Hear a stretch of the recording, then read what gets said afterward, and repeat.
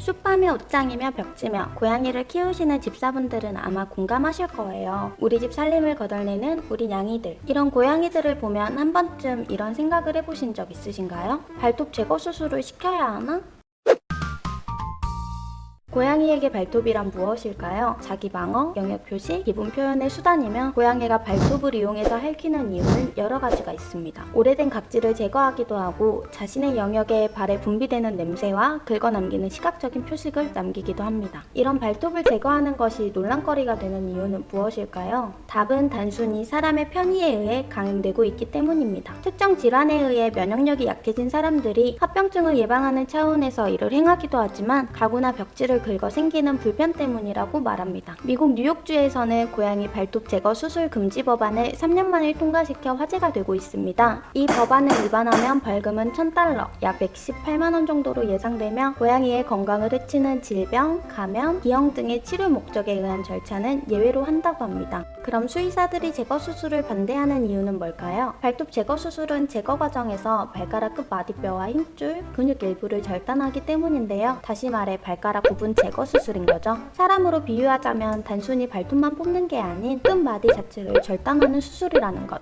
생각만 해도 끔찍하지 않나요? 그렇다면 일시적인 수술 후 고통뿐일까요? 향후 부작용은 없는 걸까요? 부작용의 확률은 너무 다양해서 구체적으로 말하기는 힘들지만 염증 때문에 물이 생기거나 손톱이 다시 자란다거나 2차 감염, 출혈, 하열 등이 있다고 합니다. 또한 본능적인 행동을 막는 수술이기 때문에 심리적인 스트레스와 균형을 못 잡는다는 등의 근육의 발달 장애가 오기도 하고요. 수술을 하신 집사님들의 이야기에 따르면 화장실이 아닌 곳에서 볼일을 본다거나 볼일을 본 후 모래로 덮으려고 하지 않는다 하였고 성격이 더욱 까칠해지고 물기 시작했다는 이야기도 있습니다. 또한 30% 이상의 집사들이 고양이가 높은 곳에서 뛰어내릴 때 제대로 착지를 못하는 걸 목격했다고 하네요. 그럼 우리 냥이들의 긁는 행동을 잡을 수는 없을까요? 사실 방법은 너무나도 많습니다. 가구나 옷장 대신 가지고 놀 장난감이나 스크래처 등의 핥을만한 것을 많이 제공해주면 됩니다. 아주 쉬운 방법이죠. 때로는 훈련 방법으로 옳지 못한 행동을 할 때 레몬물을 얼굴에 뿌려주거나 주위를 다른 곳으로 돌려준다든지 가구에 고양이들이 싫어하는 냄새, 레몬, 식초, 커피가루 등을 묻혀두는 방법도 좋습니다. 발톱을 자주 깎고 갈아주는 것도 하나의 좋은 방법일 수 있겠죠? 사실 발톱 제거 수술뿐만 아니라 이런 유형으로 논란이 되었던 제품도 있습니다. 바로 인터넷에 검색하면 쉽게 구매할 수 있는 고양이 네일 캡. 고양이 발톱에 뭉툭한 인공 캡을 끼워 가구 손상을 막을 수 있다는 제품입니다. 이 외에도 영유아가 있는 집이나 고양이가 상처를 긁어 덧나는 것을 방지하는 듯